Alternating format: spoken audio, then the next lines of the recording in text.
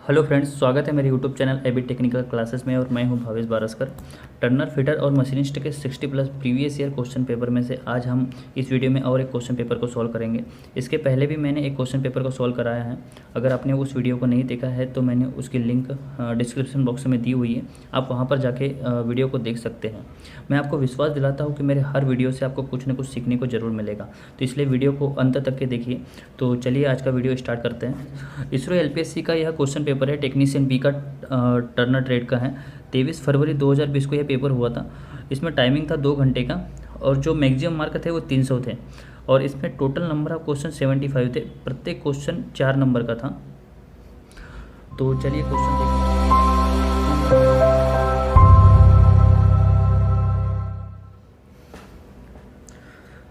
Question number 1 micrometer कितने nanometer के बराबर होता है? 1 micrometer is equal to how much nanometer? तो दोस्तों 1 माइक्रोमीटर 1000 नैनोमीटर के बराबर होता है। तो जो इसका आंसर है ये सही है। नेक्स्ट क्वेश्चन देखते हैं। Question number 2। नेक्स्ट क्वेश्चन दोस्तों मैथ्स का है, तो मैं इसमें मैथ्स के आंसर आपको प्रोवाइड करा देता हूँ, आप इसको सेल पर सॉल्व कर लीजिएगा। तो जो क्वेश्चन नंबर 2 का आंसर है वो डी है। क्वेश्चन नंबर 3 का जो आंसर है वो सी है। क्वेश्चन नंबर 4 भी मैथ्स का है, तो इसका जो आंसर है वो सी 2 सेकेंड है। Next question.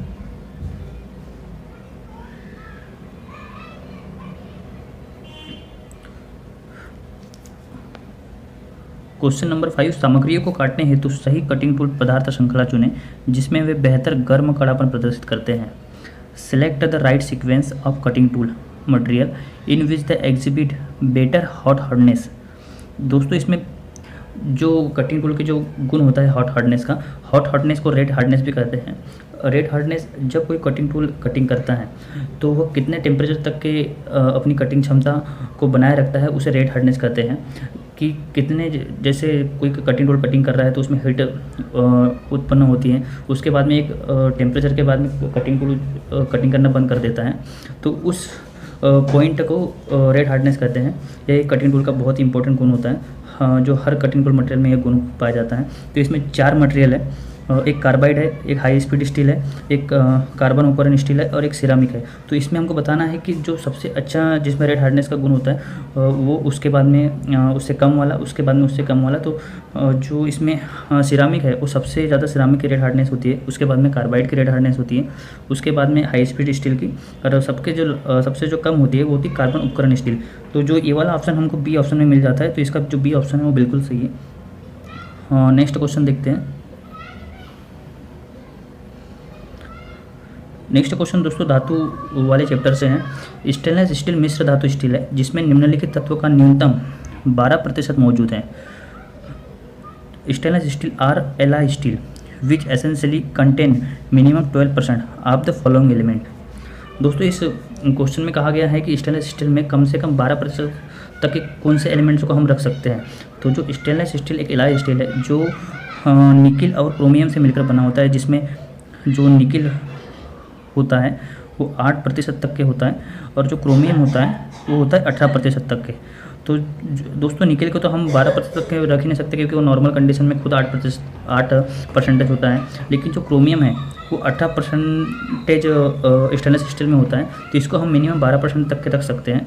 तो जो इसका आंसर हो गया, इसका आंसर दोस्तों क्रोमियम है, जो अपने को सी ऑप्शन में मिल जाता है।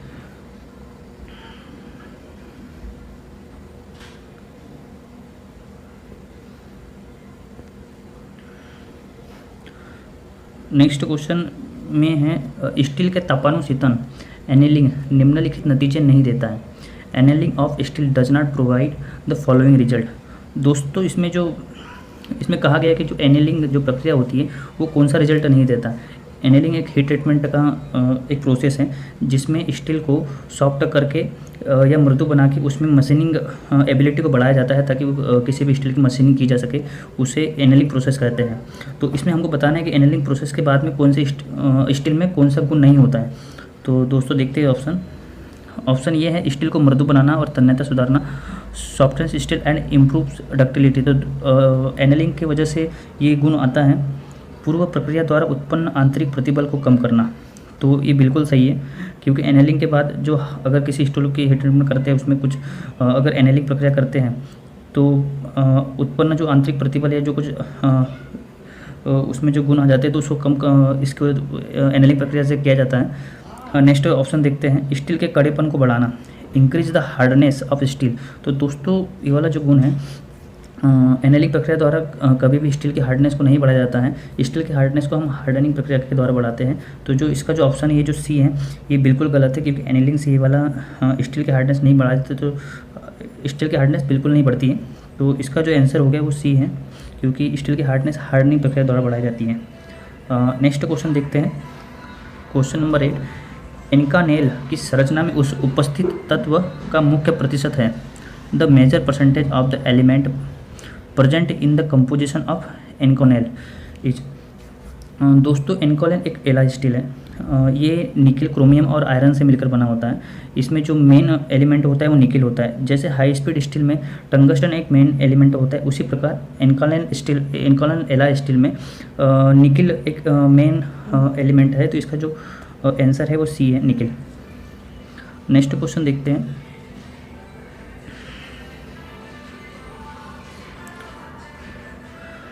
क्वेश्चन नंबर 9 है, एक सीएनसी मशीन में ये धुरी की परिभाषा है। इन सीएनसी मशीन ये एक्सिस इज डिफाइंड। दोस्तों इसमें कहा गया है कि सीएनसी मशीन में ये धुरी को क्या परिभाषा है। तो जो सीएनसी मशीन में 3 एक्सिस होते हैं, एक होता है एक्स एक्सिस, एक होता है वाई एक्सिस और एक होता है जेड एक्सिस।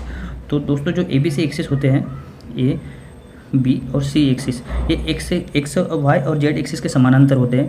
तो जो एक्स होता है वो ए एक्सिस को डिफाइन करता है, वाई एक्सिस बी एक्सिस को डिफाइन करता है और जेड एक्सिस सी एक्सिस को डिफाइन करता है। तो सिंपल है दोस्तों, इसका जो आंसर है वो ए है, क्योंकि ए जो धुरी की परिभाषा है, ए एक्सिस जो डिफाइन करता है वो एक्स एक्सिस को डिफाइन करता है। तो इसका आंसर ये हो जाएगा। नेक्स्ट क्वेश्चन दोस्तों देखते हैं, सीएनसी प्रणाली में जी कोडों को कहा जाता है। In a CNC system G codes are known as. तो दोस्तों सीएनसी प्रणाली में जो जी कोड का यूज करते हैं हम जानते हैं। जी कोड को प्रिपरेटरी कोड कहा जाता है या प्रारंभिक कोड कहते हैं, तो और एम कोड को मैक्सलिनियस कोड कहा जाता है। तो इसका जो आंसर है वो ये हो जाएगा, प्रिपरेटरी कोड्स कहा जाता है।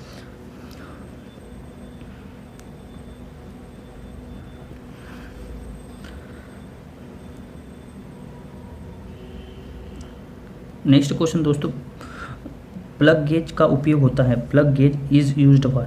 दोस्तों ये बहुत इंपॉर्टेंट क्वेश्चन है, हर एग्जाम में गेजेस से 1 या 2 क्वेश्चन हमेशा पूछे जाते हैं। प्लग गेज हो गया, रिंग गेज हो गया, तो ये बहुत ही ज़्यादा। दोस्तों ये प्लग गेज है। प्लग गेज में 2 सिरे होते हैं, एक होता है गो सिरा, एक होता है नाड़को सिरा। जो गो सिरा होता है, अगर किसी जॉब में अगर गो सिरा चला जाता है तो जो साइज होता है वो एकदम करेक्ट होता है, और जिस जॉब में अगर नो सिरा चला जाता है तो वो जो जॉब होता है वो रिजेक्ट माना जाता है। और जो बीच का भाग है इसको हैंडल कहते हैं। बहुत सारे एग्जाम में पूछा गया है कि जो गेज का जो हैंडल होता है, जो स्टैंडर्ड गेजेस होते हैं उनका जो हैंडल होता है वो किस धातु का बना होता है। तो जो इनका हैंडल होता है वो एबोनाइट धातु का बना होता है। ये बहुत इंपॉर्टेंट क्वेश्चन है। तो दोस्तों उम्मीद है आपको समझ में आया होगा। और जो ये प्लग गेज है, प्लग गेज का प्रयोग हमेशा इंटरनल डायमीटर को चेक करने के लिए किया जाता है। पूछा जाता है कि थ्रेड प्लग गेज का प्रयोग कहाँ किया जाता है, तो थ्रेड प्लग गेज का प्रयोग इंटरनल थ्रेड को चेक करने के लिए किया जाता है।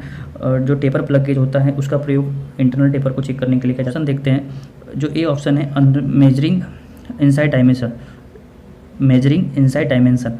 तो दोस्तों कभी भी किसी भी गेज का प्रयोग डायमेंशन को मेजर करने के लिए नहीं किया जाता है, तो ये बिल्कुल गलत है। नेक्स्ट ऑप्शन है मेजरिंग आउटसाइड डायमेंशन।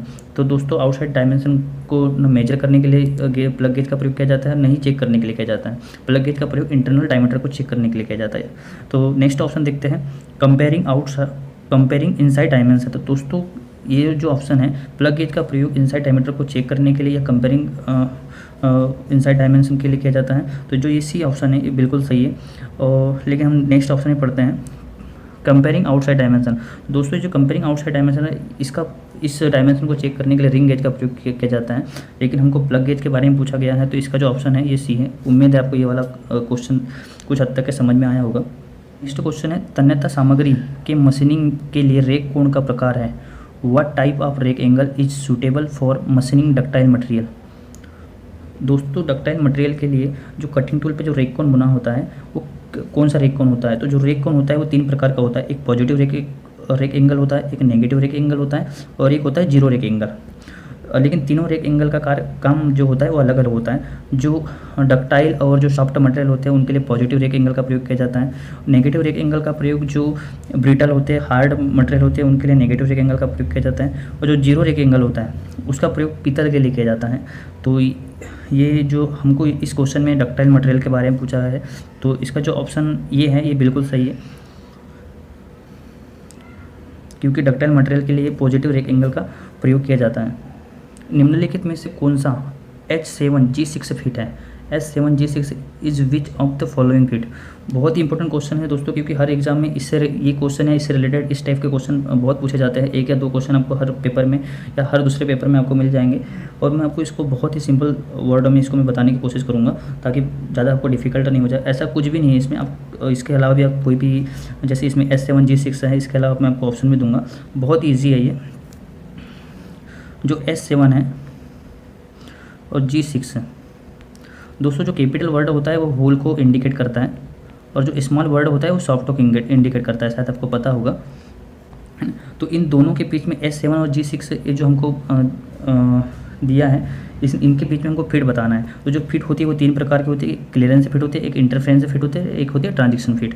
तो जो ए से लेके H तक के जो वर्ड होते हैं, जैसे यहाँ पर H7 है तो ए से लेके H तक के जो भी अल्फ़ाबेट्स आते हैं तो वो होती है क्लियरेंस फिट। और जो होते हैं 4 वर्ड होते हैं J, K, M और N, ये जो 4 वर्ड अगर यहाँ पर अगर जैसे J होता या K होता तो वो आते हैं ट्रांजिशन फिट में। और जो P से लेके Z तक के जो अल्फ़ाबेट्स होते हैं वो होते हैं इंटरफेरेंस फिट।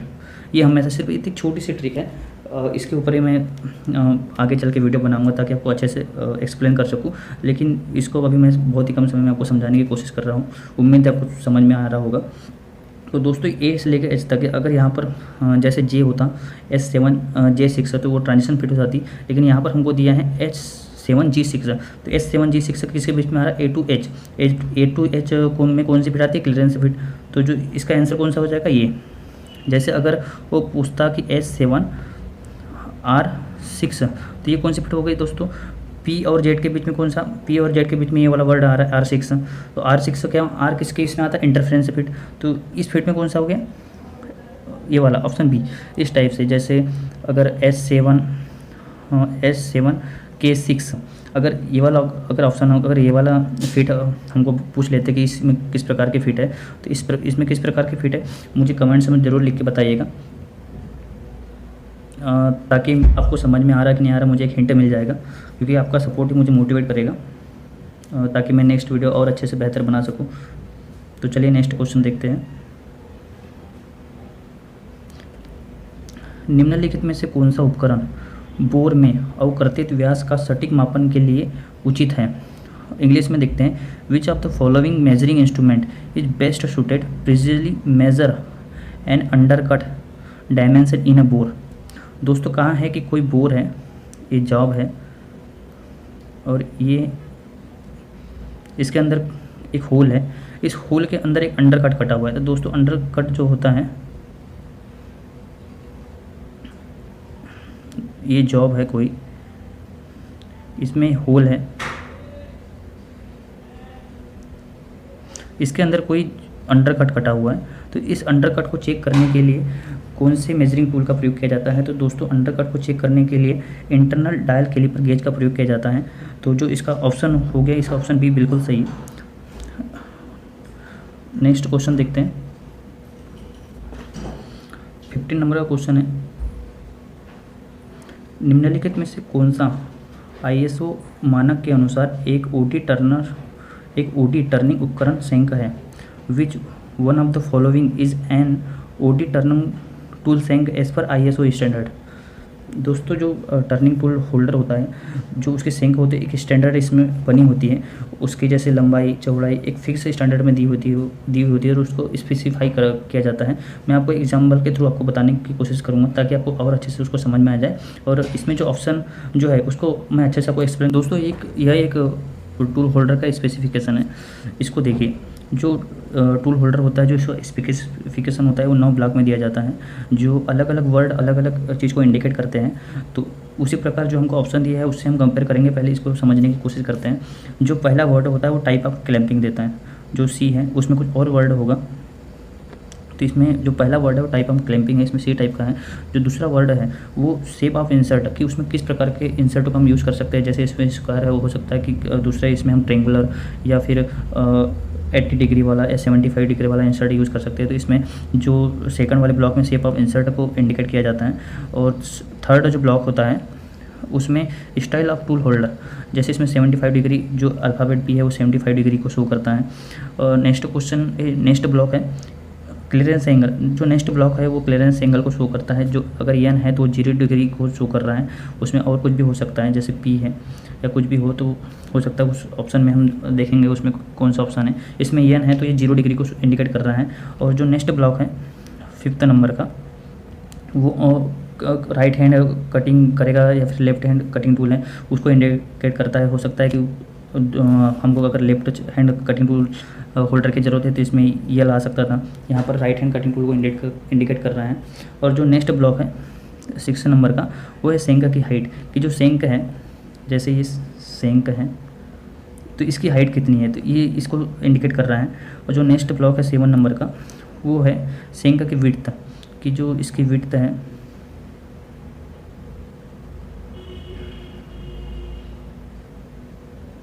जो इसकी विड्थ है वो कितनी है, तो इसको भी इंडिकेट करता है। जो 16 mm है वहाँ पर कुछ और, वहाँ पर शायद 25 mm है, तो उसकी इसकी 16 mm है, उसके कुछ और हो सकती है, किसी और टर्निंग होल्डर की कुछ और हो सकती है। जैसे भी रिक्वायरमेंट रहती है तो इस प्रकार से स्पेसिफाई करके उसको इंडिकेट किया जाता है। नेक्स्ट जो ब्लॉक है 8 नंबर का, वो है एच, जो होता है टूल लेंथ। एक अल्फ़ाबेट एक स्टैंडर्ड, जैसे एच है तो उसकी जो स्टैंडर्ड लेंथ है वो 100 mm है। कोई वर्ड और होगा तो उसकी स्टैंडर्ड जैसे 125 है, या अपने को 150 mm वाले लेंथ वाले टूल होल्डर की ज़रूरत है तो उसको और किसी अल्फ़ाबेट से इंडिकेट किया जाता है। इसके बारे में पूरा मैं एक पूरा वीडियो बनाऊंगा जिसमें आपको पूरा कोशिश करूंगा कि उसको अच्छे से एक्सप्लेन कर सकूं।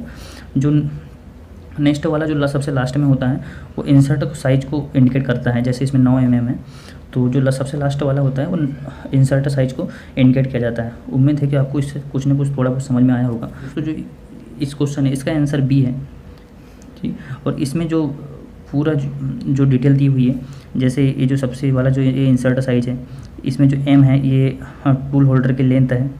एक टूल होल्डर की लंबाई है कि हम कितने लंबाई की चाहिए। जैसे एम का होता है जो लेंथ होती है शायद वो 125 या 150 लेंथ होती है।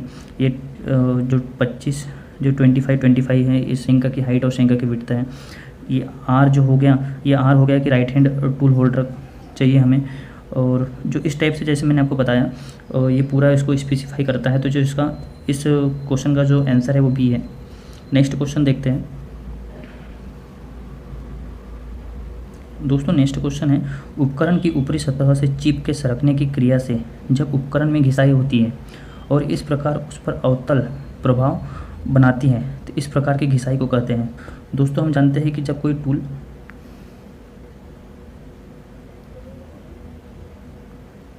टूल कटिंग करता है तो उसके पॉइंट के पीछे की तरफ से एक हल्का सा ग्रूव बन जाता है जो चिप्स के कंटिन्यू फ्लो की वजह से बन जाता है।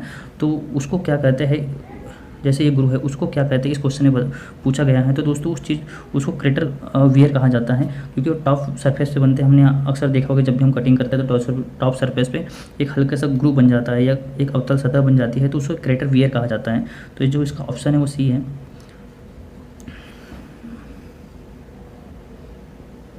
नेक्स्ट क्वेश्चन है दोस्तों, किस तरीके के उपयोग से अंदरूनी टेपर चूड़ी बनाई जाती है। Which method is used for making internal taper thread. दोस्तों बहुत ही इंपॉर्टेंट क्वेश्चन है। इंटरनल टेपर थ्रेड कौन से मेथड के द्वारा बनाई जाती है, तो हम ऑप्शन देखते हैं। Compound slide method. दोस्तों कंपाउंड स्लाइड मेथड के द्वारा ना ही इंटरनल थ्रेड बनाई जाती है और ना ही आउटसाइड थ्रेड बनाई जाती है, क्योंकि इसको हम ऑटोमेटिक फीड नहीं दे सकते हैं। तो जो नेक्स्ट ऑप्शन है ये तो गलत हो गया। जो नेक्स्ट ऑप्शन है वो है टेल स्टॉक ऑफसेट मेथड। तो फ्रेंड्स, जो टेल स्टॉक ऑफसेट मेथड होती है वो होता है दो सेंटर के बीच में जॉब को बांध के टेल स्टॉक को ऑफसेट करके इसके ऊपर थ्रेड बनाई जाती है। लेकिन टेल स्टॉक ऑफसेट मेथड के द्वारा सिर्फ आउटसाइड थ्रेड ही बनाई जाती है, इसके द्वारा इंटरनल थ्रेड बिल्कुल नहीं बनाई जाती। नेक्स्ट ऑप्शन दोस्तों देखते हैं टेपर टर्निंग अटैचमेंट।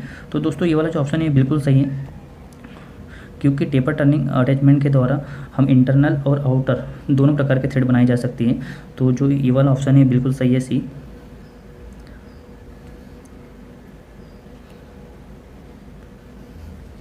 दोस्तों नेक्स्ट क्वेश्चन बहुत इंपॉर्टेंट है और इसको समझने की थोड़ी सी ज़रूरत है सिर्फ। यदि तीन त्रिभुज द्वारा अभिव्यक्त किया गया हो तो सतही फिनिश RE का वास्तविक रेंज निम्नलिखित में से कौन सा है? Which one of the following is the actual range of surface finish if it is expressed by three त्रिभुज?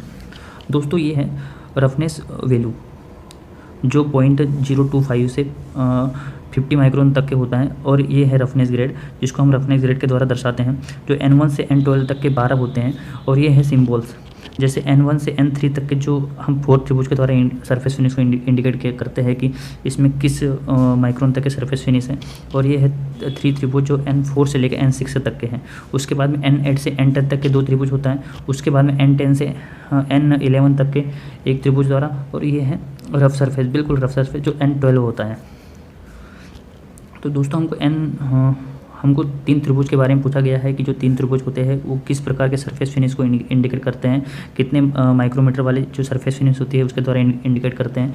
तो दोस्तों 0.02 से 0.8 तक के जो सरफेस फिनिश होती है वो तीन त्रिभुज के द्वारा इंडिकेट किया जाता है। अगर हमको चार त्रिभुज के बारे में पूछते हैं तो जो 0.025 से 0.1 तक के जो सरफेस फिनिश होती है वो चार त्रिभुज के द्वारा इंडिकेट किया जाता है। और जो दो त्रिभुज होता है वो 1.6 से लेके 6.3 माइक्रोमीटर तक जो होता है वो दो त्रिभुज के द्वारा इंडिकेट किया जाता है। तो उम्मीद है दोस्तों आपको थोड़ा कुछ हद तक के समझ में आएगा। तो ऑप्शन देखते दोस्तों, इसमें ऑप्शन है 0.02 माइक्रोमीटर से कम। तो 0.02 माइक्रोमीटर से कम कोई ऑप्शन ही नहीं है, मतलब फिनिश ही नहीं है, क्योंकि चार त्रिभुज भी 0.025 तक के जो फिनिशिंग वाला जो ग्रेड है वो है। उसके बाद में 8 से 25 माइक्रोमीटर, तो ये बिल्कुल गलत है, ये दोनों गलत हैं। ऑप्शन सी वाला जो ऑप्शन है, वैसे 0.2 से लेके 0.8 तक के तीन त्रिभुज द्वारा सरफेस फिनिश को इंडिकेट किया जाता है। इतने माइक्रोमीटर की जो सरफेस फिनिश होती है वो तीन त्रिभुज के द्वारा इंडिकेट करते हैं। लेकिन ये वाला ऑप्शन हमको बिल्कुल कहीं पर भी नहीं है। इसमें 0.08 से 1.6 तक के हैं, तो ये बिल्कुल नहीं है, क्योंकि ये तो उसके ऊपर वाले दो त्रिभुज इसके द्वारा इंडिकेट किया जाता है। तो जो ये वाला जो ऑप्शन है, ये ऑप्शन बिल्कुल गलत है, लेकिन इसी के बीच में हमारी रीडिंग है, तो मैं इस ऑप्शन की तरफ जाऊँगा, सी ऑप्शन की तरफ। तो मुझे ये सी ऑप्शन सही लग रहा है, तो इसकी वजह से मैं इसको सी आपको बताऊंगा कि इसका जो आंसर है वो सी है। नेक्स्ट क्वेश्चन देखते हैं दोस्तों।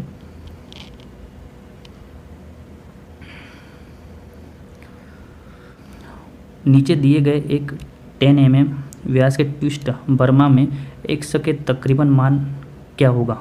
इन twist drill 10 mm so below what is the approximate value of x? दोस्तों जो ये वैल्यू है, हमको x की वैल्यू बताना है।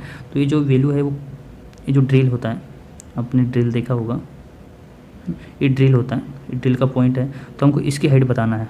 इसको जो कोन की हाइट भी बोलते हैं। जो ट्विस्टेड ड्रिल होता है, साधारण ट्विस्टेड ड्रिल का जो कटिंग एंगल होता है वो 118 डिग्री होता है। तो जो इसका हाफ एंगल कितना हो गया? 59 डिग्री, ठीक है। तो यहाँ पर दिया हुआ 1059 डिग्री का मान कितना है?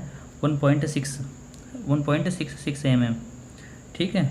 तो यहाँ पर एक ट्रेंगल बन रहा है, आप देख रहे होंगे इस टाइप से, ठीक है। तो इसका एंगल कितना हो गया?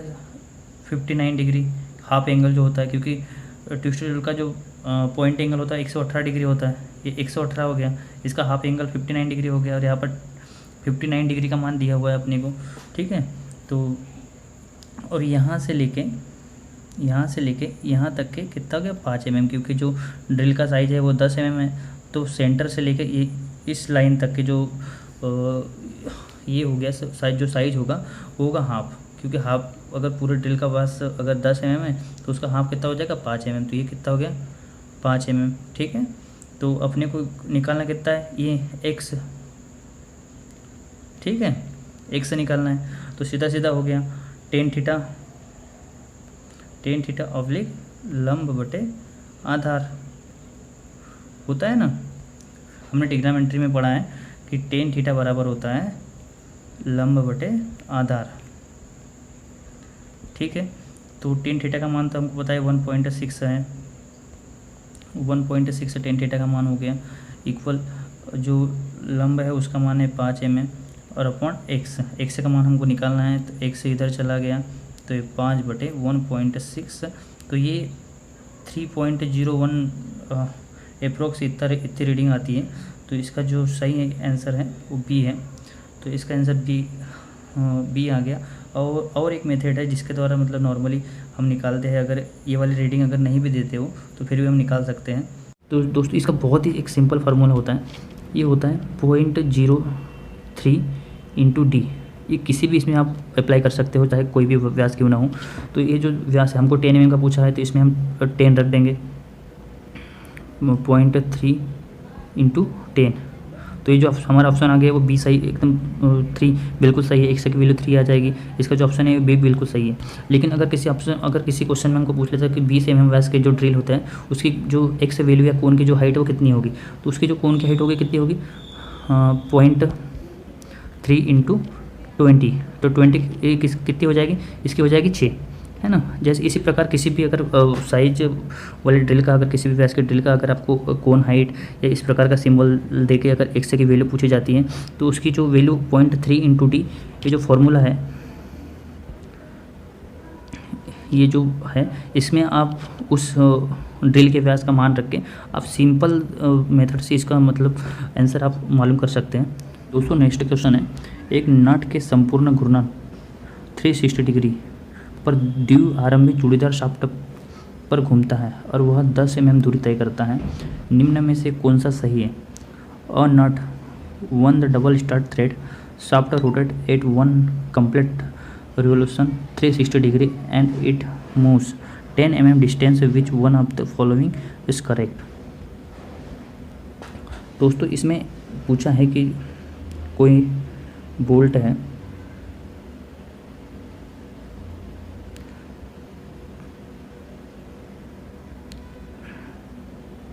जैसे ये थ्रेड है, इसके ऊपर हम किसी अगर नट को चढ़ाते हैं तो एक चक्कर में 10 mm दूरी वो तय कर रहा है। तो दोस्तों जो लीड होती है, लीड क्या होती है, एक चक्कर में नट द्वारा जितनी दूरी तय की जाती है उसे लीड कहा जाता है। तो उसने कहा है कि वो 10 mm है, जो लीड है वो 10 mm है, क्योंकि एक चक्कर में जितनी दूरी तय करती है उसे लीड कहा जाता है। तो लीड कितनी हो गई, 10 mm। तो इसमें हमको बताना है कि लीड और पिच कितनी है। जैसे लीड तो हमको पता है कन्फर्म है कि 10 mm में, लेकिन हम पिच कितनी है। और इसमें कहा है दोस्तों देखना ये ध्यान से, इसमें डबल स्टार थ्रेड कहा गया है।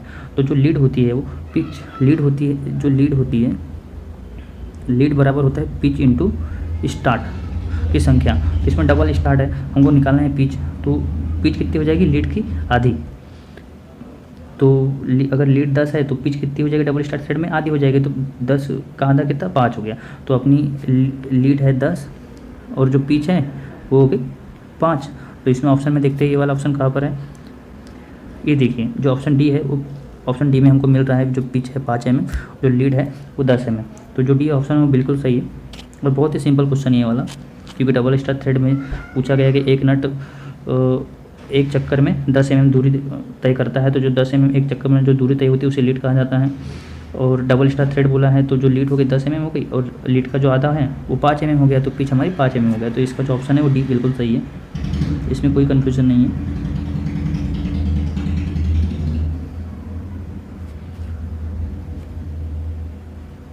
नेक्स्ट क्वेश्चन दोस्तों मैथ्स का है, तो जो इसका आंसर है वो 28 ईयर्स है। 22 क्वेश्चन का जो आंसर है वो सी आंसर है।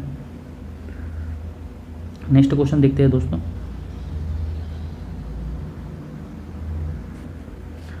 तेईस नंबर का जो क्वेश्चन है, निम्नलिखित में से कौन सा तृतीय कोण प्रक्षेपण है, which one of the following is third angle projection. दोस्तों हमने ड्राइंग में पढ़ा है, एक होता है थर्ड एंगल प्रोजेक्शन और एक होता है फर्स्ट एंगल प्रोजेक्शन।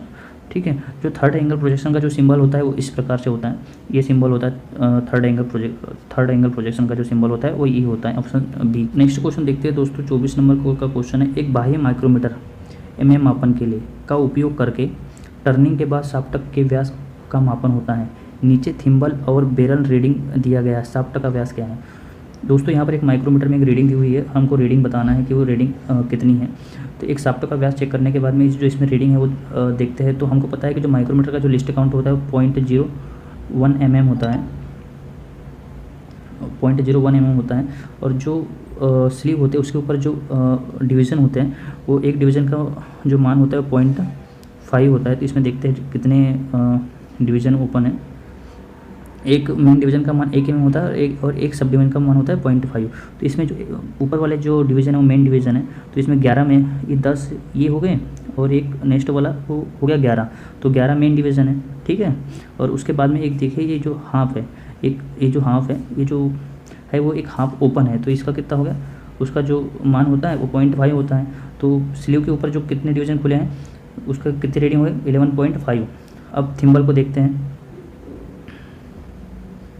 ये हो गया स्लीव की रीडिंग। अब थिम्बल में देखते हैं, थिम्बल में 45 वाली जो लाइन है एकदम सीध में, स्लीव के जो डाटम लाइन उसके सीध में है, तो इसका जो रीडिंग हो गई जो थिम्बल के एक लाइन का मान होता है 0.01, तो 45 डिवीज़न का मान कितना हो गया 0.45। तो हम स्लीव और जो स्लीव और थिम्बल डिवीज़न को हम ऐड कर लेंगे तो कितना आ गया हमारा आंसर,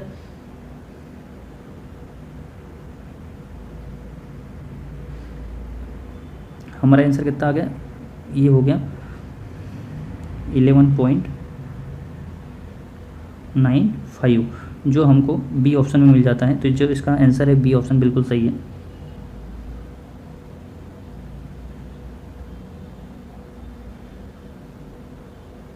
नेक्स्ट क्वेश्चन देखते हैं दोस्तों 25 नंबर का, 3 mm की गहराई के लिए दाएं छोर पर 2 व्यास वाले सेंटीमीटर के वेदन के लिए आवश्यक सहायक उपकरणों की आवश्यकता है। सब आयाम सेंटीमीटर में है। Which of the following supporting accessories is required for drilling 2 centimeter at the right end side for depth of 3 mm। दोस्तों इसमें एक जॉब दिया हुआ है, ये देखिए ये जॉब है, इसके एक सिरे पर हमको 3 सेंटीमीटर डेप्थ में 20 mm। दोस्तों इसमें हमको एक जॉब दिया हुआ है जिसके एक सिरे पर हमको ड्रिल करना है। तो उस ड्रिल करते समय हमको सपोर्टिंग एक्सरसाइज का यूज़ करना है। तो उसमें कौन से सपोर्टिंग एक्सरसाइज हम ये जो ऑप्शन में है, ऑप्शन में दिया है उसमें कौन से सपोर्टिंग सपोर्टिंग एक्सरसाइज का यूज़ करेंगे। तो ऑप्शन देखते हैं दोस्तों, जो फॉलोअर रेस्ट है, फॉलोअर रेस्ट का प्रयोग दोस्तों हम जब कोई लंबी शाफ्ट होती है तो कटिंग टूल के पास में, कटिंग टूल के जस्ट साइड में फॉलोअर रेस्ट का हम यूज़ करते हैं। तो हमको तो सेंटर में ड्रिल करना है तो हम फॉलोअर रेस्ट का यूज़ बिल्कुल नहीं करेंगे। जो स्टडी रेस्ट है, स्टडी रेस्ट का प्रयोग किसी भी जॉब के लास्ट वाले जो एंड वाला जो पोर्शन होता है उसको सपोर्ट करने के लिए करते हैं। तो जो इसका जो ऑप्शन है वो बिल्कुल सही है। हम लेकिन और भी ऑप्शन देखेंगे। हाफ सेंटर का दोस्तों जो यूज़ होता है वो दोनों सेंटर के बीच में जो जॉब बांध कर जब हम कोई भी ऑपरेशन करते हैं तो उस समय फेसिंग करने के लिए हम हाफ सेंटर का यूज़ करते हैं। तो इसमें हाफ सेंटर का, और जो पाइप सेंटर होता है जैसे पाइप या हॉलो जॉब को सपोर्ट करने के लिए पाइप सेंटर का प्रयोग किया जाता है। लेकिन हमको पूछा है कि किनारे में ड्रिल करते समय कौन से एक्सेसरीज का प्रयोग करेंगे, तो हम स्टडी रेस्ट का प्रयोग करते हैं। तो जो 25 नंबर का जो क्वेश्चन है उसका आंसर भी सही है। नेक्स्ट क्वेश्चन है दोस्तों, निम्नलिखित में से कौन सा कटिंग फ्लूइड का अच्छा गुण नहीं माना जाता। Which of the following is not considered as a good property of cutting fluid. दोस्तों इसमें पूछा है कि कूलेंट का कौन सा गुण इसमें बिल्कुल सही नहीं है। तो जो लो फ्लैश पॉइंट होता है तो वो कूलेंट का में गुण बिल्कुल नहीं होना चाहिए। तो जो इसका ऑप्शन है वो भी बिल्कुल सही है, इसमें कूलेंट में वाला गुण नहीं होना चाहिए, ये अच्छा गुण नहीं माना जाता है। तो नेक्स्ट क्वेश्चन देखते हैं दोस्तों, निम्नलिखित में से कौन सा एक जुड़नार का तत्व नहीं है। Which is essentially not an element of a fixture. दोस्तों जो फिक्चर होता है, फिक्चर हमेशा जॉब को होल्ड करता है, पकड़ता है, लेकिन टूल को कभी भी गाइड नहीं करता है। और जो जिग होता है वो जॉब को पकड़ता है और टूल को गाइड करता है। लेकिन हमको इसमें फिक्चर के बारे में पूछा गया है कि इसमें फिक्चर का कौन सा तत्व नहीं है। जो तो इसमें देखते हैं ऑप्शन में tool guiding element, next option है लोकेटिंग एलिमेंट, सी है क्लैंपिंग एलिमेंट और ऑप्शन डी है पावर डिवाइस। दोस्तों जो टूल गाइडिंग एलिमेंट है वो फिक्चर में नहीं होता है, क्योंकि फिक्चर कभी भी कटिंग टूल को गाइड नहीं करता है, वो सिर्फ जॉब को पकड़ता है। तो जो इसका ऑप्शन ये है, ऑप्शन ये बिल्कुल सही है।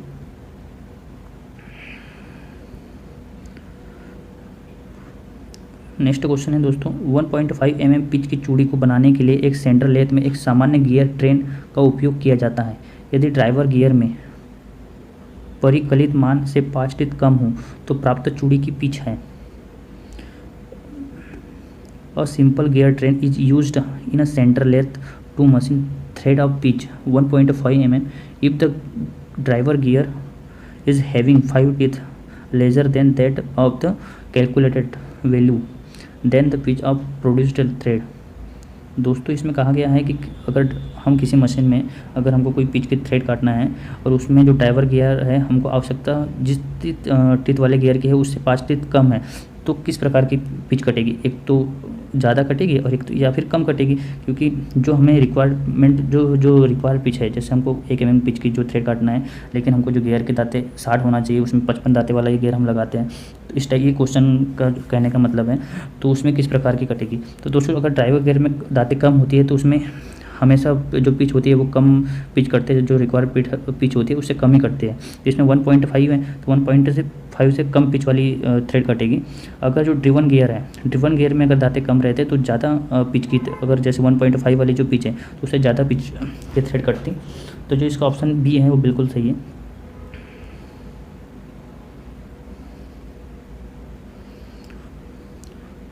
दोस्तों नेक्स्ट क्वेश्चन मेथ से है, तो जो इसका आंसर है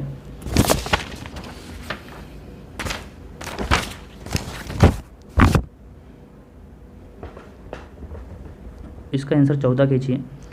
और नेक्स्ट क्वेश्चन का जो आंसर है वो है 30.35 स्क्वायर सेंटीमीटर। और जो 31 नंबर का जो क्वेश्चन है उसका आंसर है 24 सेंटीमीटर।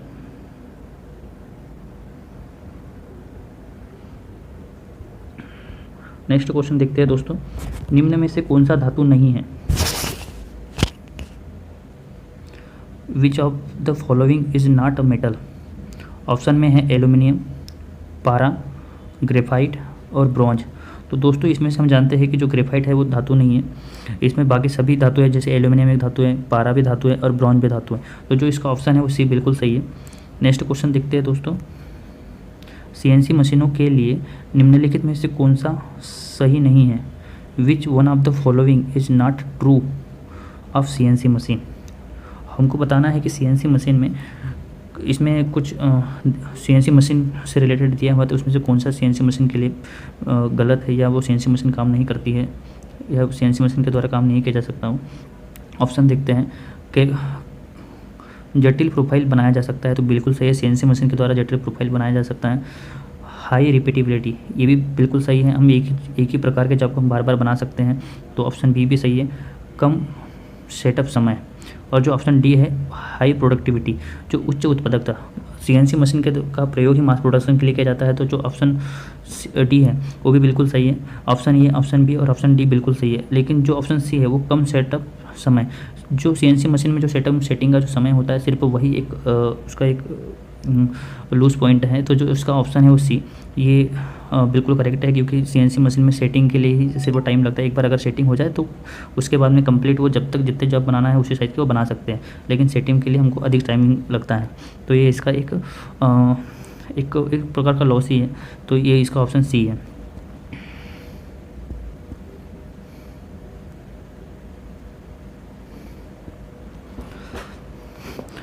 नेक्स्ट क्वेश्चन देखते हैं दोस्तों, परिशुद्ध मापन उपकरणों के निर्माण के लिए वांछित सामग्री है preferable material for manufacturing precision measuring instrument.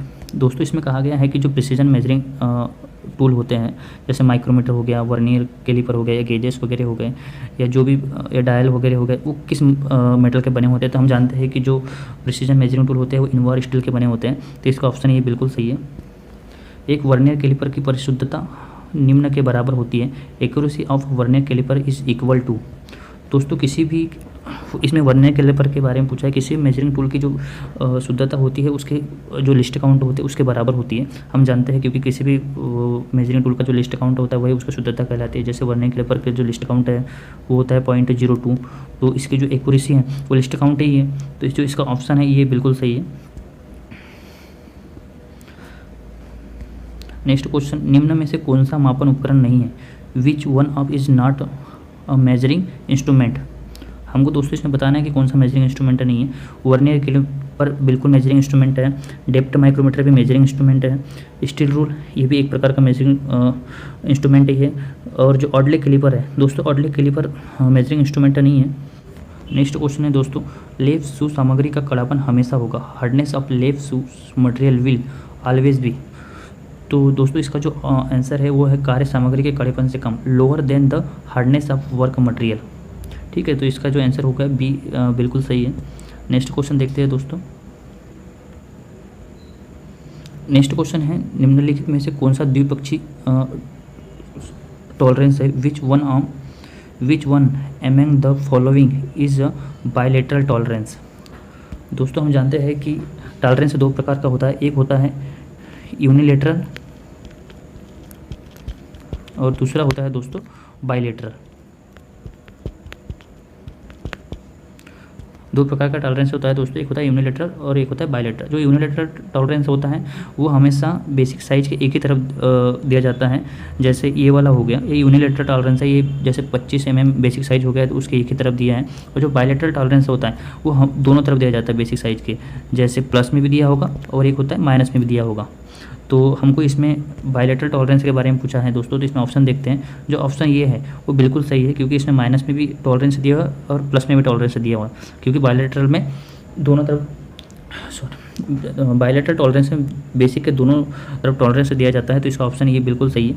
Next option देखते हैं दोस्तों, ये यूनिलेटरल टॉलरेंस है, ये भी यूनिलेटरल टॉलरेंस है और ये भी यूनिलेटरल टॉलरेंस है। इसमें दो टॉलरेंस दिए हैं लेकिन दोनों टॉलरेंस माइनस में दिए हैं। इसका मतलब ये नहीं है कि अगर दो टॉलरेंस दिया है तो ये बायलेटरल टॉलरेंस होगा।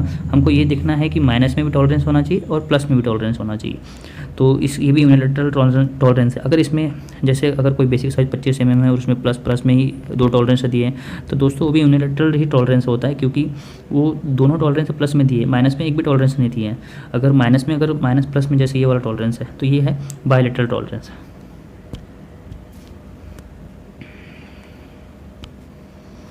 नेक्स्ट क्वेश्चन है दोस्तों, 20h7 के आयाम में h का अर्थ है in a dimension of 20h7 h stands for. दोस्तों हमको इसमें बताना है कि जो 20 mm का जो साइज है उसमें h7 जो h होता है वो क्या होता है। तो दोस्तों उसको हम जो फंडामेंटल डेविएशन है उसको फंडामेंटल डेविएशन कहते हैं। तो जो इसका आंसर डी है वो बिल्कुल सही है। देखिए अभी तक के कम से कम 3 से 4 क्वेश्चन हो गए जो टॉलरेंस लिमिट फिट टॉलरेंस पूछे गए, तो इसलिए जो लिमिट फिट टॉलरेंस वाला जो चैप्टर है वो बहुत इंपॉर्टेंट है, इसलिए उसको अच्छे से कवर कीजिएगा। मैं आगे चल के मतलब जैसे मुझे टाइम मिलता है तो मैं इसके ऊपर बहुत ही अच्छा एक सेपरेट वीडियो बनाऊंगा, ताकि आपको इस पूरे चैप्टर को 1 या 2 वीडियो के अंदर कंप्लीट करके आपको एक्सप्लेन कर सकूँ, ताकि आगे चल के कोई डाउट नहीं हो और आपका एक भी क्वेश्चन इसमें से गलत नहीं हो, क्योंकि आप देख रहे हो कि अभी ही 3 से 4 क्वेश्चन इस चैप्टर से पूछे जा चुके हैं। तो अभी नेक्स्ट क्वेश्चन देखते हैं दोस्तों। निम्नलिखित में से एक सामग्री के मशीनिंग के लिए शीतक के रूप में घुलनशील तेल को पसंद नहीं किया जाता, वह सामग्री क्या है? For machining one of the following material soluble oil as a coolant is not preferred, which is the material. दोस्तों हम जानते हैं कि जो कास्ट आयरन होता है उसके टर्निंग या किसी भी प्रकार की मशीनिंग के लिए हम कूलेंट का यूज़ नहीं करते, इसमें सिर्फ हवा का यूज़ होता है। इसमें किसी भी प्रकार का कोई कूलेंट या कोई ऑयल या पानी वगैरह किसी भी चीज़ का यूज़ नहीं किया जाता है। तो इसका जो ऑप्शन है डी ऑप्शन सही है। दोस्तों इसमें पूछा है टर्निंग प्रचालन में कटिंग गति की इकाई है, unit of cutting speed in turning operation. दोस्तों हम जानते हैं कि जो कटिंग स्पीड है उसकी जो इकाई होती है मीटर प्रति मिनट होती है, तो इसका ऑप्शन जो सी है वो बिल्कुल सही है। अगर वो पूछता फीड की तो जो फीड होता है वो mm होता है, mm पर रेवोल्यूशन। अगर वो पूछता है कि जो RPM तो RPM का होता है 1 मिनट के अंदर मिनट पर रेवोल्यूशन। तो इस प्रकार से होता है। तो हमको इसको कटिंग स्पीड के बारे में पूछा है, तो कटिंग स्पीड का जो आंसर है, जो यूनिट है वो है मीटर पर मिनट। नेक्स्ट क्वेश्चन देखते हैं दोस्तों।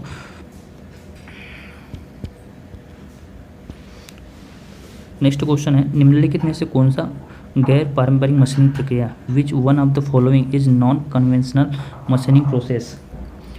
दोस्तों जो नॉन कन्वेंशनल मशीनिंग प्रोसेस होती है वो बहुत ही कम समय में जटिल और एक अच्छी फिनिशिंग। दोस्तों जो नॉन कन्वेंशनल मशीनिंग होती है उसमें प्रेशर जेट या प्रेशर जेट का प्रयोग, प्लाज्मा का प्रयोग, लेज़र बीम का प्रयोग करके बहुत ही कम समय में जो मशीनिंग टाइमिंग होता है बहुत ही कम समय में लगता है और जटिल प्रोफाइल इसके द्वारा बनाई जाती है। इसमें टूल वगैरह का यूज़ नहीं किया जाता, जैसे हम लेथ सेंटर मशीन में या CNC मशीन में टूल वगैरह का यूज़ करते हैं। उसमें इस नॉन कन्वेंशनल मशीनिंग में इस प्रकार किसी टूल या किसी टूल पोस्ट का यूज़ नहीं किया जाता है। इसमें प्रेशर जेट, लेजर या इलेक्ट्रिक करंट के द्वारा मटेरियल को काटा जाता है और बहुत ही जटिल प्रोफाइल इसके द्वारा बहुत ही कम समय में फिनिश प्रोफाइल बनाई जाती है। तो जो नॉन कन्वेंशनल मशीन है उसे नॉन ट्रेडिशनल मशीनिंग भी कहते हैं। तो इसका जो ऑप्शन डी है EDM, इलेक्ट्रिक डिस्चार्ज मशीन, ये एक नॉन कन्वेंशनल मशीन है। तो इसका आंसर डी हो गया दोस्तों। नेक्स्ट क्वेश्चन है, ISO मानक के अनुसार यदि एक उपकरण का नाम है तो अंतिम 2 अंक 08 सूचित करते हैं। As per ISO standard, if a tool name is then the last 2 digit 08 denotes. तो दोस्तों हमको पूछा है कि जो 08 है, जो लास्ट के 2 डिजिट है, वो किसको इंडिकेट करते हैं। कटिंग टूल है, इसका एक एग्जांपल है। तो इसके थ्रू में आपको शायद आपको अच्छे से समझ में आएगा। ये जो पहला वाला जो सिंबल होता है वो बेसिक शेप को इंडिकेट करता है। जो दूसरा वाला होता है जैसे P, वो क्लियरेंस एंगल। जो थर्ड वाला होता है वो टॉलरेंस क्लास को इंडिकेट किया जाता है। और जो फोर्थ वाला होता है वो होता है करेक्टर। जो चिप ब्रेकर होता है, जो चिप ब्रेकर जो 3 टाइप के होते हैं, तो उसमें से कौन सा चिप ब्रेकर है, वो क्लैंप टाइप का है कि ग्रू टाइप का, तो उसको ये इंडिकेट करता है फोर्थ ब्लॉक। और जो कटिंग एज की जो लेंथ होती है जैसे 12 mm है, तो ये जो 5th नंबर का ब्लॉक है वो इंडिकेट करता है। और जो थिकनेस है, जैसे इसकी थिकनेस 3 mm है, तो ये 03 जो होता है वो थिकनेस को इंडिकेट करता है इंसर्ट की। और जो 08 है वो करता है नोज रेडियस को। हम जैसे इसमें एक स्टैंडर्ड टूल का पूरा स्पेसिफिकेशन है और इसमें हमको 08 को पूछा गया है, तो उम्मीद है आपको शायद आप बता पाओगे। तो इसमें हमको जो नोज रेडियस होता है वो है 08 जो होता है, नो लास्ट के जो डिजिट होते हैं वो नोज रेडियस को इंडिकेट करते हैं। तो इसका जो आंसर हो गया वो बी है, nose radius of the insert.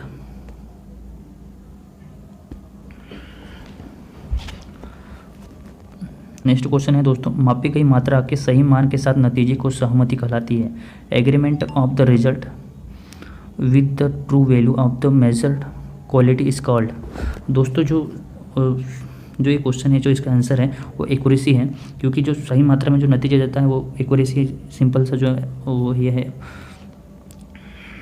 Next question है दोस्तों, मापी गई मात्रा के सही मान के साथ नतीजे की सहमति कहलाती है। Agreement of the result with the true value of the measured quantity is called.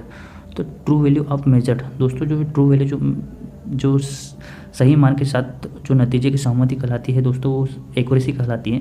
तो इसका आंसर जो बी सही होगा। नेक्स्ट क्वेश्चन देखते हैं दोस्तों, इनमें से कौन सी चूड़ियाँ केवल एक ही दिशा में बल का प्रतिरोध करती है। हम जानते हैं दोस्तों कि जो एक तरफा लोड के लिए बट्रेस थ्रेड या शार्प थ्रेड का प्रयोग किया जाता है। तो इसमें हमको जो ऑप्शन डी है वो बट्रेस थ्रेड दिया हुआ है, तो इसमें जो ऑप्शन डी है वो बिल्कुल सही है इसमें। और जो क्योंकि एक तरफा लोड में सिर्फ 2 ही थ्रेड काम करते हैं, एक तो बट्रेस थ्रेड होती है या फिर शार्प टूथ थ्रेड। तो इसमें ऑप्शन में हमको शार्प टूथ थ्रेड तो कहीं दी नहीं है, तो इसमें जो ऑप्शन डी है वो बिल्कुल सही है, बट्रेस थ्रेड। तो क्वेश्चन दोस्तों साइंस से है, इसका जो आंसर है वो न्यूटन मीटर है। जो बल आघूर्णन की जो SI इकाई होती है वो न्यूटन मीटर होते हैं। 47 का आंसर बी है और 48 का आंसर है 2 सेंटीमीटर।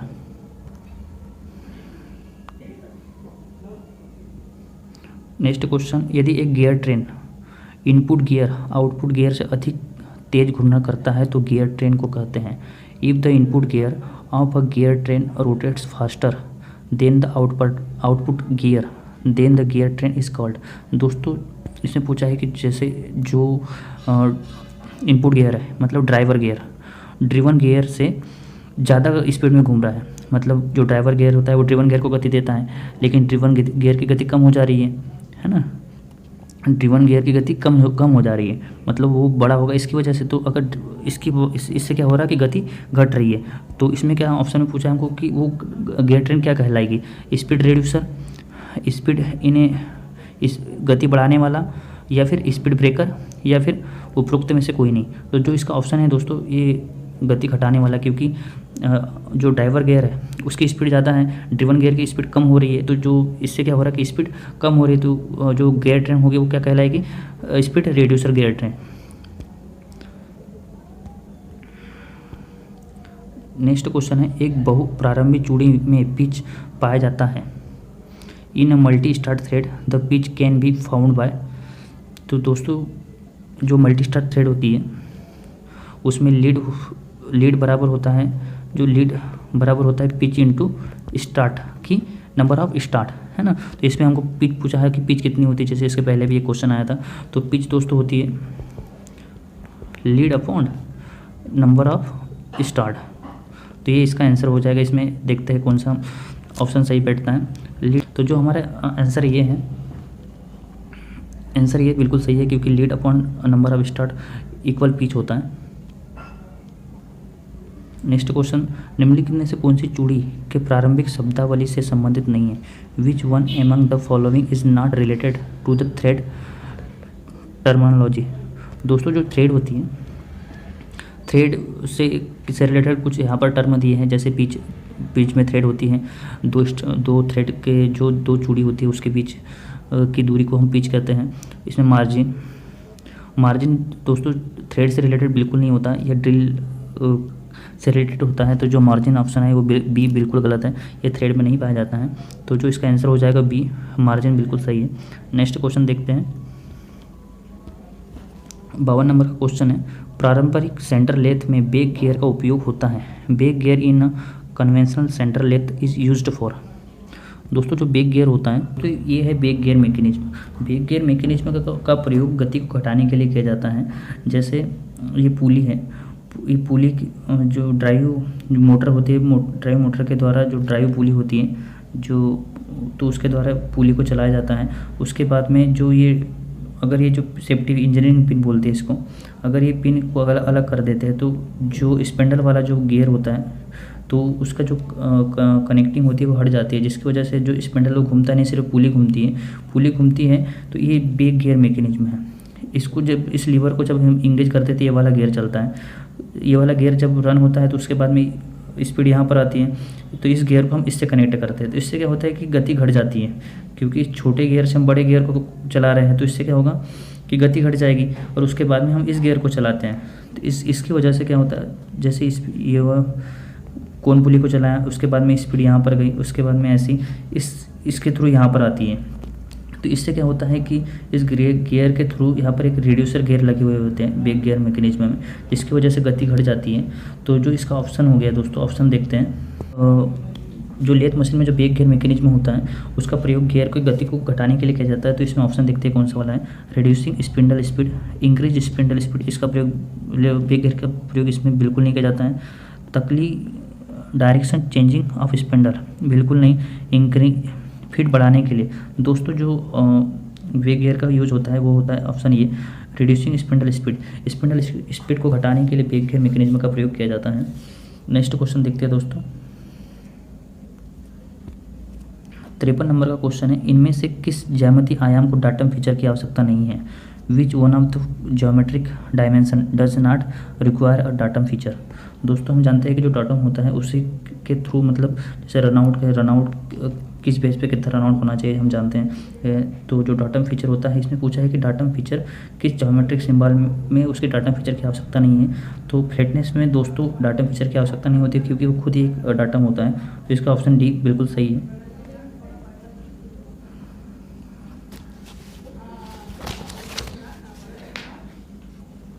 नेक्स्ट क्वेश्चन है दोस्तों, दुकान के फर्श के ड्राइंग में धातु के घटकों का रेखाच्छेदन हेज किस कोण पर किया जाता है। In shop floor drawing metal components are heads और एट वॉट एंगल। दोस्तों इसका जो ऑप्शन है 45 डिग्री का एंगल होता है दोस्तों। नेक्स्ट क्वेश्चन देखते हैं। एक घटक के केवल सतह को कठोरता प्रदान करने की प्रक्रिया को कहते हैं। The process of hardening only on the surface of a component is known as. इसमें कहा है दोस्तों, ये जो क्वेश्चन है, किसी जॉब है उसकी सिर्फ सरफेस की हार्डनिंग बढ़ाने की प्रोसेस को क्या कहते हैं। तो हम जानते हैं कि जो केस हार्डनिंग प्रोसेस होती है उसके द्वारा किसी भी जॉब के सरफेस को हार्ड किया जाता है। तो इसका ऑप्शन सी बिल्कुल सही है। एनेलिंग के द्वारा दोस्तों, जो बाकी ऑप्शन है उसको देखते हैं। एनेलिंग के द्वारा स्टील की हार्ड स्टील को सॉफ्ट किया जाता है, मृदु किया जाता है, ताकि उसकी जो मशीनिंग एबिलिटी है उसको बढ़ाया जा सके और उसकी मशीनिंग की जा सके। जो टेम्परिंग प्रोसेस होती है, टेम्परिंग प्रोसेस में भंगुरता को कम करने के लिए और टफनेस को कुछ हद तक इंक्रीज करने के लिए टेम्परिंग प्रोसेस की जाती है। और जो नॉर्मलाइजिंग जो प्रोसेस होती है, जो किसी स्टील के जैसे हम हीट ट्रीटमेंट करते हैं तो उसके अंदर बहुत सारे गुण आ जाते हैं, तो उन स्ट्रेस को कम करने के लिए नॉर्मलाइजिंग, उसको वापस नॉर्मल कंडीशन में लाने के लिए नॉर्मलाइजिंग की जाती है। तो जो इस क्वेश्चन का जो आंसर है दोस्तों वो सी है। नेक्स्ट क्वेश्चन देखते हैं। 10H7 व्यास के छेद के रिमिंग के लिए छेद की अलाउंस होगा for reaming at 10H7 diameter hole allowance of the hole shall be. दोस्तों जो रिमिंग अलाउंस होता है वो अलग अलग ड्रिल साइज के लिए अलग अलग रिमिंग अलाउंस होता है। तो इसमें हमको 10 mm वाले होल का रिमिंग अलाउंस पूछा है कि कितना होता है। ये है रिमिंग अलाउंस, ये जो है ये रिमिंग अलाउंस, जो अंडर साइड है उसको रिमिंग अलाउंस कहा जाता है। और ये है ड्रिल का साइज, जैसे 5 mm का जो 5 mm तक के जो ड्रिल होते हैं या जो ड्रिल होल होते हैं उनके लिए जो रिमिंग अलाउंस होता है 0.1 मिलीमीटर से 0.02 मिलीमीटर तक के होता है। और जो 5 mm से 20 mm तक के जो ड्रिल होल होते हैं उनके लिए रिमिंग अलाउंस जो होता है 0.02 mm से 0.03 मिलीमीटर तक के रिमिंग अलाउंस रखा जाता है। और 21 mm से 50 mm तक के जो ड्रिल होल होते हैं उनके लिए 0.3 mm से 0.5 mm तक के रिमिंग अलाउंस रखा जाता है।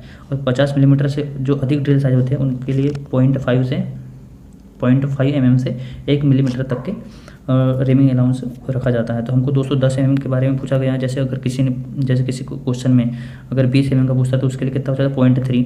अगर किसी ने 25 mm का पूछता है तो उसके लिए हो जाएगा 0.3। जैसे 50 mm से ऊपर हो गया, जैसे 50 mm का पूछ लिया तो उसके लिए रिमिंग अलाउंस कितना होगा 0.5। जैसे 5 mm से कम के लिए पूछ गया तो उसके लिए 0.1 mm से 0.02 mm तक के होता है। तो ये एक टेबल है, इसको देख लीजिए। उम्मीद है आपको अच्छे से समझ में आया होगा। और ऑप्शन पे देखते हैं। तो इसमें पूछा है 10 mm का जो ड्रिल साइज होता है उसके लिए रिमिंग अलाउंस कितना होता है। तो हमको पता है जो 5 mm से लेके 20 mm तक के लिए 0.2 से 0.3, तो 10 mm का कितना हो जाएगा 0.02 mm। तो इसका जो ऑप्शन बी है वो बी बिल्कुल सही है। जैसे इसमें अगर 20 mm का आ जाता तो वो 0.3 हो जाता है ना। नेक्स्ट क्वेश्चन देखते हैं। टिग वेल्डिंग में प्रशिक्षण शील्डिंग कार्य के लिए कौन सी गैस का प्रयोग किया जाता है। In TIG welding which gas is used for shielding purpose. दोस्तों जो गैस होती है वो टिग वेल्डिंग में कौन सी यूज़ की जाती है। तो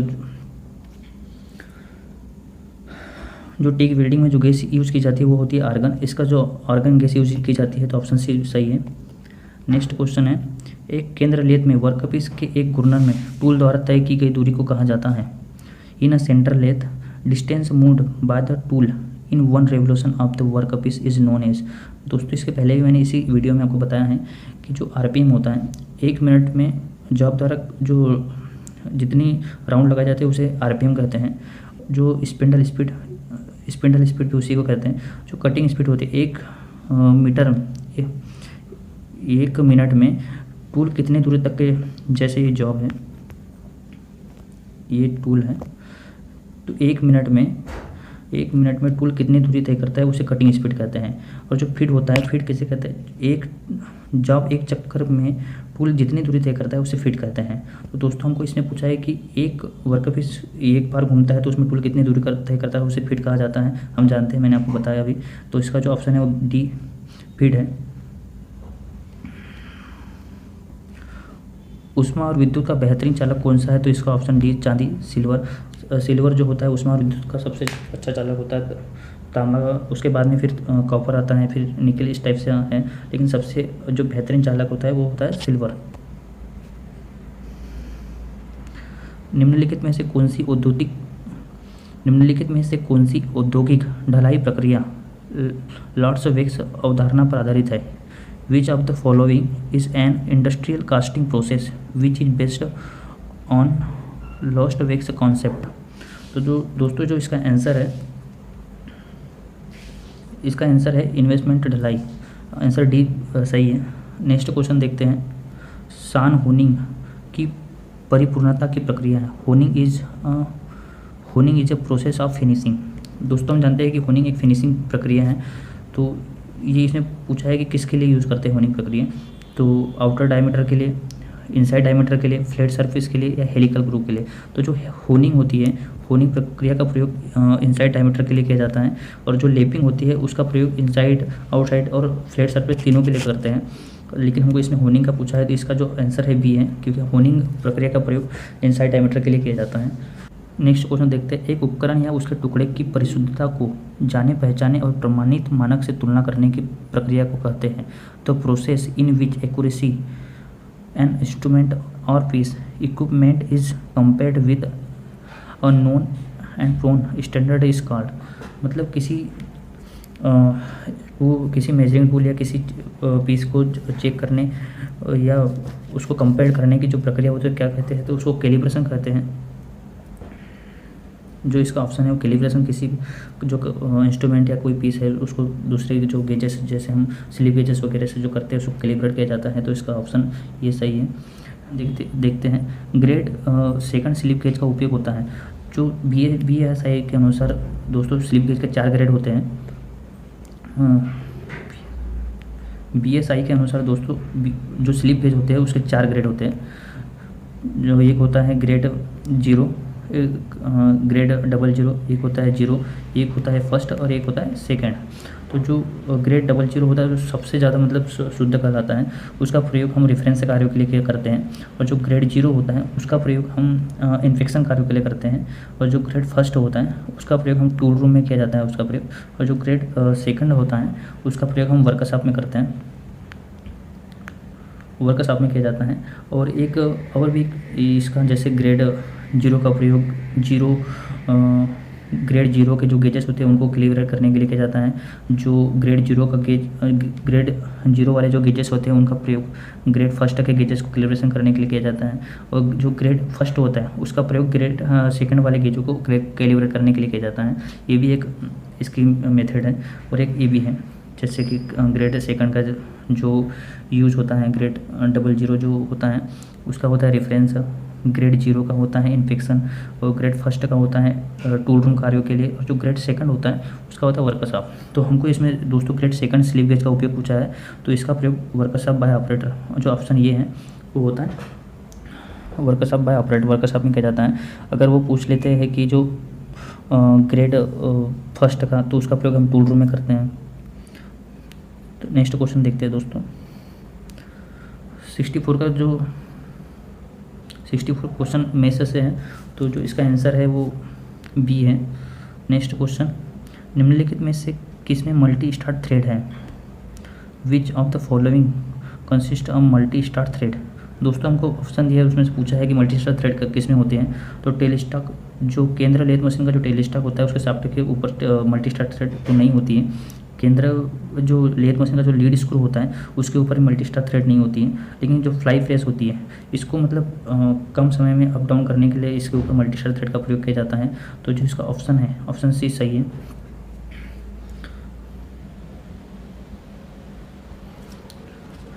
नेक्स्ट क्वेश्चन है 66 नंबर का, जब फॉलोवर रेस्ट का उपयोग किया जाता है तो उसे केंद्र लेथ के किस भाग पर चढ़ाया जाता है?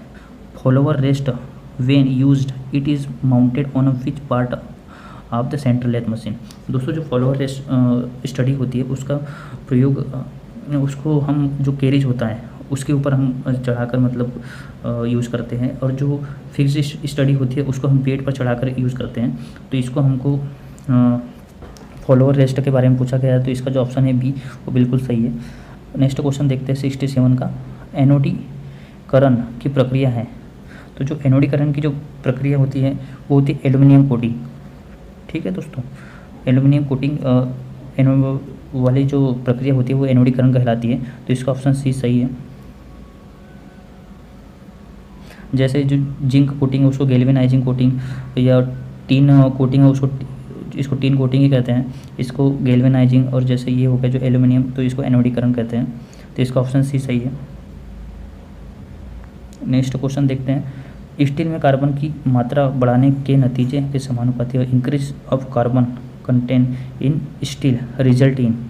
दोस्तों किसी भी स्टील में या किसी भी धातु में अगर हम कार्बन की परसेंटेज मात्रा अगर बढ़ाते हैं तो उसकी जो कठोरता है उसकी कठोरता में वृद्धि होती है ना। तो इसका जो ऑप्शन बी है वो बिल्कुल सही है, क्योंकि किसी भी धातु में या किसी भी स्टील में अगर हम कार्बन की मात्रा अगर बढ़ाएंगे तो उसकी जो हार्डनेस है वो बढ़ जाएगी। या फिर एक अगर ये ऑप्शन नहीं रहता है तो जो ऑप्शन इसमें है जो भंगुरता है वो बढ़ जाती है। तो इसमें हमको कठोरता वाला ऑप्शन दिया है, इंक्रीज इन हार्डनेस, तो जो उसकी हार्डनेस है वो बढ़ जाती है।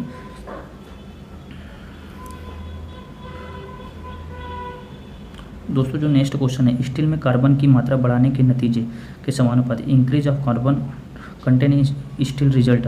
किसी भी स्टील में अगर हम कार्बन की प्रतिशत मात्रा बढ़ाते हैं तो उसकी जो हार्डनेस है वो बढ़ जाती है। सिंपल सा एक फंडा है कि अगर हार्डनेस बढ़ाना है तो उसमें हम कार्बन की परसेंटेज मात्रा जैसे बढ़ाते हैं तो उसमें उसकी हार्डनेस बढ़ जाती है। तो जो इसका आंसर है वो बी है। नेक्स्ट क्वेश्चन देखते हैं दोस्तों।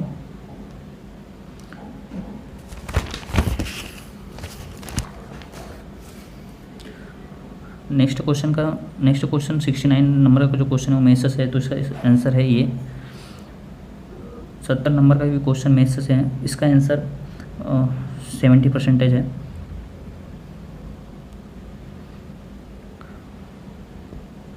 नेक्स्ट क्वेश्चन है इनमें से कौन सा लेथ में सबसे परिशुद्ध कार्य पकड़ने का उपकरण है। Which among the following is the most precise work holding device in a lathe.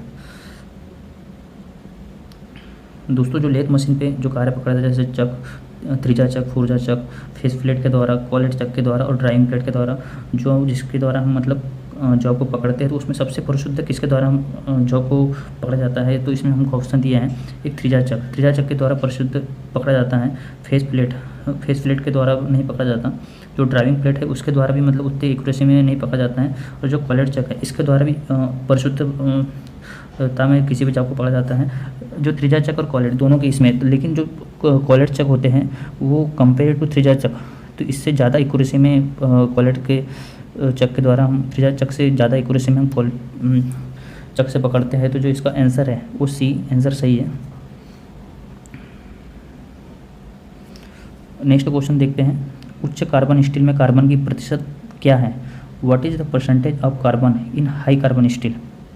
दोस्तों जो प्लेन कार्बन स्टील होती है वो 3 प्रकार की होती है। एक तो लो कार्बन स्टील, एक होता है मीडियम कार्बन स्टील और एक होता है हाई कार्बन स्टील। तो हम जो लो कार्बन स्टील होता है वो 0.25 से कम होता है, एक होता है 0.3 से 7 और एक होता है 7.5 से 1.5। ये होता है हाई कार्बन स्टील में। तो इसमें जो ऑप्शन है ये है 0.08% से 0.2% तक के, तो ये नहीं है। 0.5 से 0.1%। तो दोस्तों जो हाई कार्बन स्टील होता है वो होता है 0.7 से 1.5, लेकिन इसमें ऑप्शन में कहीं पर भी नहीं है। लेकिन जो 0.5 to 1% है तो ये इस ऑप्शन के से कंपैरिजन के कम से कम मतलब उसके नज़दीक है। तो इसका जो ऑप्शन बी है वो सही है आएगा, क्योंकि 4 से 6.7% बहुत हाई हो गया। ये भी बिल्कुल गलत है, ये भी बिल्कुल गलत है। तो जो इसका बी ऑप्शन है ये सही आएगा। नेक्स्ट क्वेश्चन देखते हैं। लेथ पर एक पीले चिन्ह का कार्बाइड ट्यूब लगाया उपकरण का उपयोग होता है। निम्न में से किस सामग्री को इस टूल मशीन पर बनाया जा सकता है। दोस्तों जो कार्बाइड टूल होते हैं वो 3 कलर में पाए जाते हैं। एक होता है पीला, एक होता है लाल और एक होता है नीला। ये 3 कलर में पाए जाते हैं और तीनों कलर अलग अलग चीज़ों को इंडिकेट करते हैं कि पीला कलर का किस मटेरियल के लिए, जैसे कौन सा हार्ड मटेरियल के लिए किस कलर का, सॉफ्ट मटेरियल के लिए, डक्टाइल मटेरियल के लिए अलग अलग कलर का होता है। जैसे पीला जो होता है वो एम अक्षर के द्वारा इंडिकेट किया जाता है, जो लाल होता है वो के द्वारा इंडिकेट किया जाता है और जो नीला होता है वो पी अल्फ़ाबेट के द्वारा इंडिकेट किया जाता है। तो हमको इसमें जो पीले जो येलो कार्बाइड टूल होता है, जो टिप होती है, उसके द्वारा किस मटेरियल की कटिंग की जा सकती है? तो उसके द्वारा स्टेनलेस स्टील की कटिंग की जाती है, क्योंकि जो पीला कलर का जो कार्बाइड टिप होता है उसके द्वारा हार्ड स्टील की कटिंग कर सकते हैं। तो इसका जो ऑप्शन बी है वो सही है। नेक्स्ट क्वेश्चन देखते हैं। एक सीएनसी प्रोग्राम में संदर्भ बिंदु जिसके अनुसार टूल का स्थान परिवर्तन लिखा जाता है वह कहलाता है। In a CNC program the reference point with respect to which movement of the tool return is known as. तो दोस्तों जो इसका आंसर है वो सी है का वर्ग जीरो, क्योंकि जो रेफरेंस पॉइंट होता है वो वर्ग जीरो कहलाता है, कार्य शून्य कहलाता है। तो इसका आंसर सी है। नेक्स्ट क्वेश्चन देखते हैं। नेक्स्ट क्वेश्चन दोस्तों मैथ्स से है, तो जो इसका आंसर है वो सी है 60.6 mm। इस क्वेश्चन पेपर में दोस्तों 75 क्वेश्चन थे, जो कि दोस्तों मैंने सभी क्वेश्चन आपको करवाए हैं। उम्मीद है दोस्तों आपको इस वीडियो से कुछ न कुछ सीखने को जरूर मिला होगा। और इस क्वेश्चन पेपर के दोस्तों ये आंसर शीट है। इसी प्रकार से दोस्तों जितने भी क्वेश्चन पेपर मैं आपको प्रोवाइड कराने वाला हूँ, सभी क्वेश्चन पेपर के दोस्तों इसी प्रकार से मैंने आंसर शीट बनाई है। और बहुत जल्दी दोस्तों in previous year question paper की मैं PDF फाइल आपको प्रोवाइड कराने वाला हूँ। अब दोस्तों मैं आपको 2 क्वेश्चन देता हूँ जो कि नेक्स्ट प्रीवियस ईयर पेपर के, जो कि दोस्तों मैं नेक्स्ट वीडियो में उसको कराने वाला हूँ। तो जो क्वेश्चन नंबर 1 है दोस्तों वो है, एक 500 ग्राम हथौड़ा के लिए हथौड़े हैंडल की लंबाई लगभग खालिस्तान होनी चाहिए। The length of the hammer handle for 500 gram hammer should be about. और दोस्तों ऑप्शन 4 दिए है दोस्तों, इसका आंसर आपको कमेंट्स बॉक्स में मुझे बताना है। ये सेकंड नंबर का क्वेश्चन है दोस्तों, स्लिप गेज की कठोरता खालिस्तान होनी चाहिए। Hardness of slip gauge should be. ठीक है दोस्तों, इन दोनों क्वेश्चन का दोस्तों जो आंसर है मुझे कमेंट्स बॉक्स में ज़रूर बताना। और इन दोनों क्वेश्चन को दोस्तों मैं अपने नेक्स्ट वीडियो में इसे ज़रूर कवर करूँगा।